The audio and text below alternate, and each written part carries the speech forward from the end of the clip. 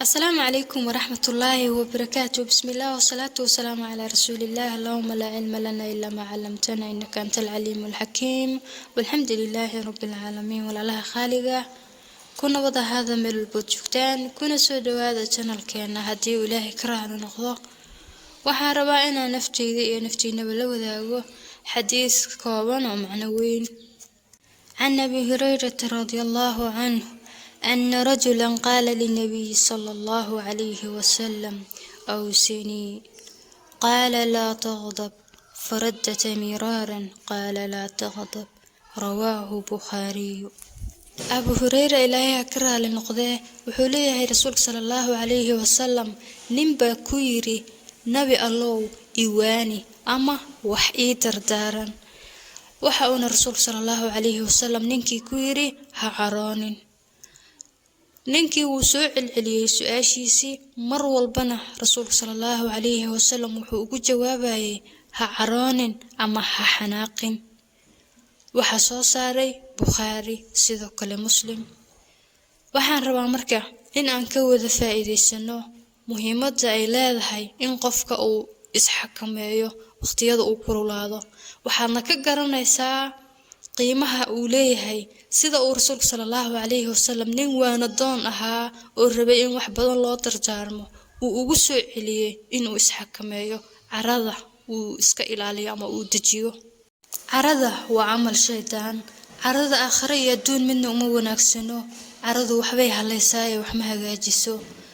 caradu waxa ay keentaa caqabado guud iyo kuwa gaar ah. haddii mid shakhsiyadeed aan ku horumarno qofka wuxuu u careysan yahay qof kale laakiin ciqaabta ugu horeysa ama dhibaatada ugu horeyso naftiisa ayuu u geystaa oo waxaad ka garanaysaa qofka markuu xanaaqsan yahay cuntada ma cuno sababtoo ah uma dhadhamayso.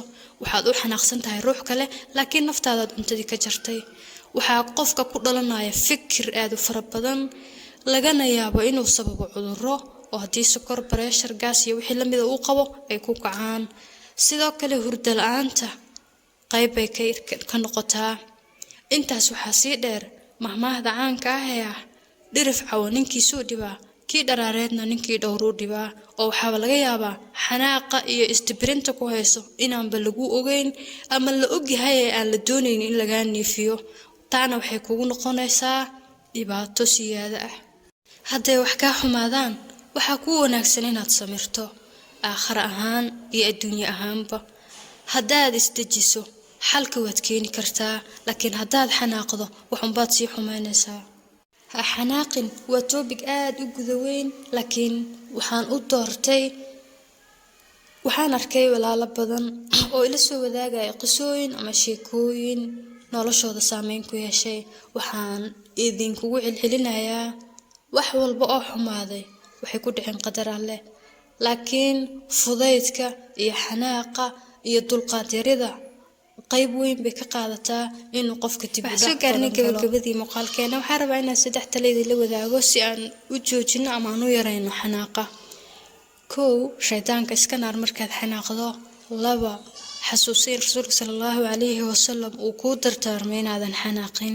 3 hadalka ha soo celcelinin. tusaale ahaan pointiga aad ka hadashay ha ku celcelinin oo say ku dhacdayda ha badinin. isku day inaad isdejiso xogaha aamus go'aan ha qaadanin.